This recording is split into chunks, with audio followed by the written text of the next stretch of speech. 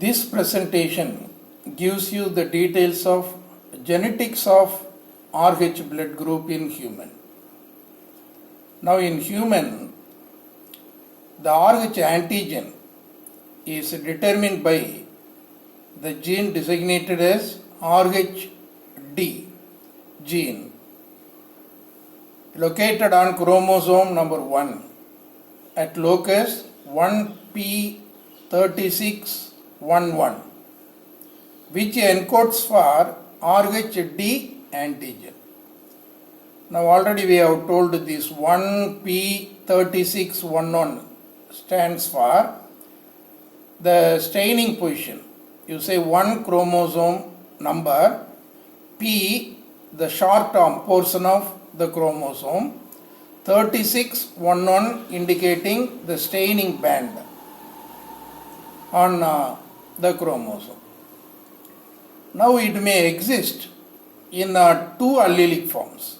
This gene Rhd may exist in 2 allelic forms on homologous chromosome. Capital D, small d.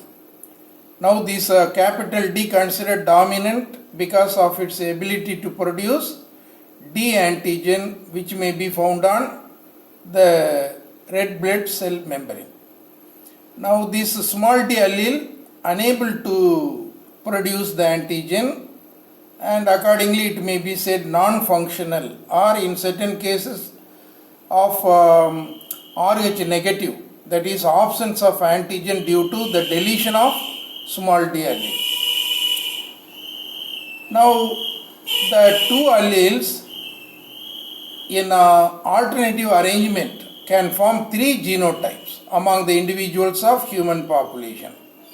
Capital D, homozygous D, which will be phenotypically expressing Rh positive character.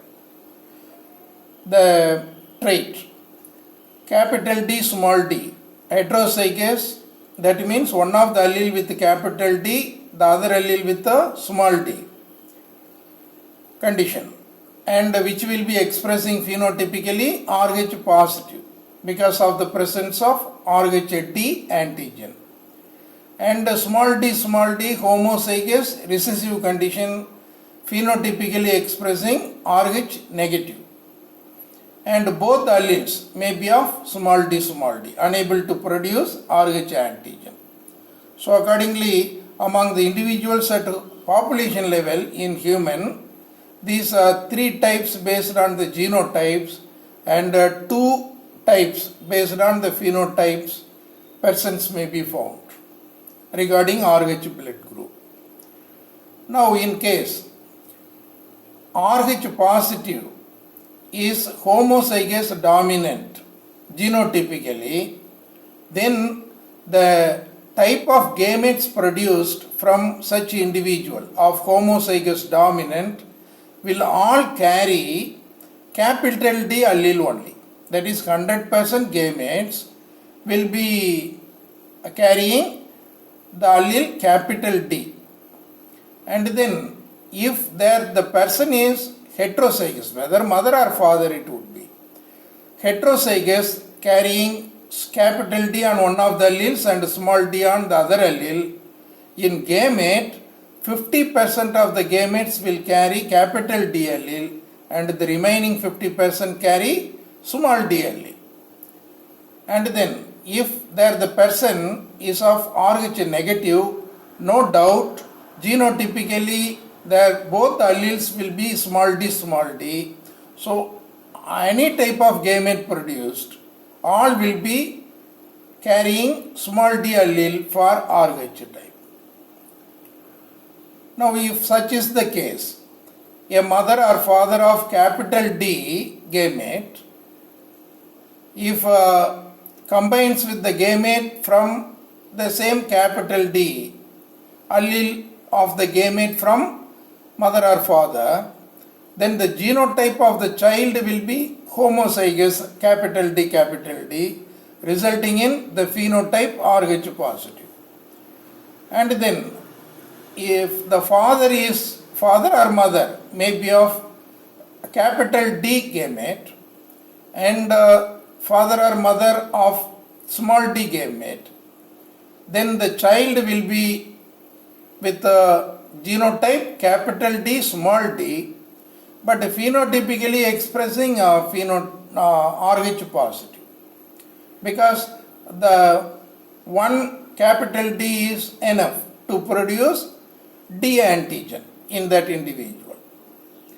In case if a mother or father is of small d gamete is of small d, and then the gamete from either mother or father is of small d again, then the child will carry both alleles in small d condition, which will be resulting in Rh negative.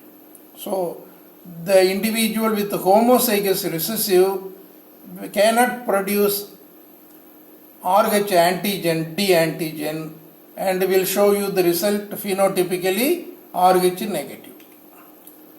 Now during transfusion process, what would happen?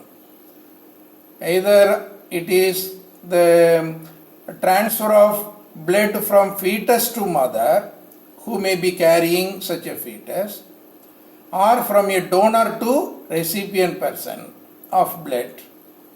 If the donor blood is Rh positive, then in case of Rh positive recipient, it would not be incompatible. It will be acceptable. So what we mean by the word compatible? So that the recipient blood will not produce antibody against the donor blood if both are happen to be positive. In case if there it is of fetus blood or donor blood, Rh positive, and the recipient blood, even it may be the mother at the time of pregnancy, Rh negative, then there develops incompatibility between the donor blood and the recipient blood, or between the fetus blood and the mother blood, where production of antibody at recipient side is possible.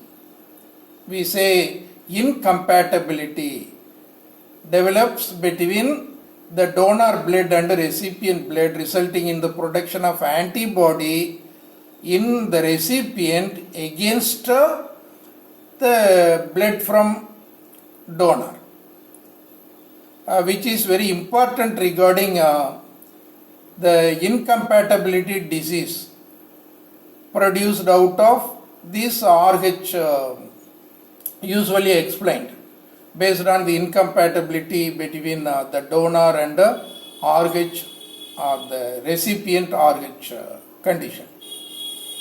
Now if there the donor blood is of Rh negative, in either case, fetus or donor, the transfusion process, and if the recipient is also Rh plus or Rh minus, it would be acceptable. There won't be incompatibility. So there will not be produced antibody. Here one thing may be understood. This Rh negative blood cannot carry D antigen. So accordingly not going to be immunogenic. It cannot influence production of antibody in the recipient. So it is compatibly accepted.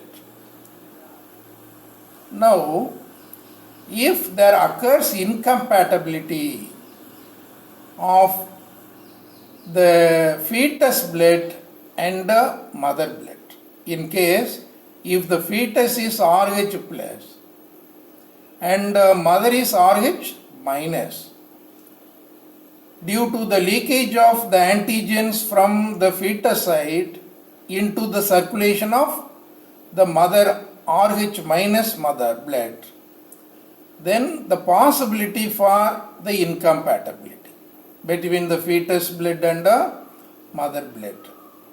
Then in the circulation of mother, there will be produced antibody against the antigen received from the Rh plus fetus developing inside. So the mother will be, even here the reaction said to be delayed reaction, but anyway, mother will start producing antibody against the antigen from fetus side. So in due course of time, at least during the time of delivery, there the possibility for the effect of this incompatibility over the fetus. And such a disease condition is said to be hemolytic disease of newborn. That is after the birth. Simply immediately after the birth, the child may be showing some of the symptoms due to this incompatibility process. Like jaundice, we will be talking about this in detail, and these are the names applied for such incompatibility disease.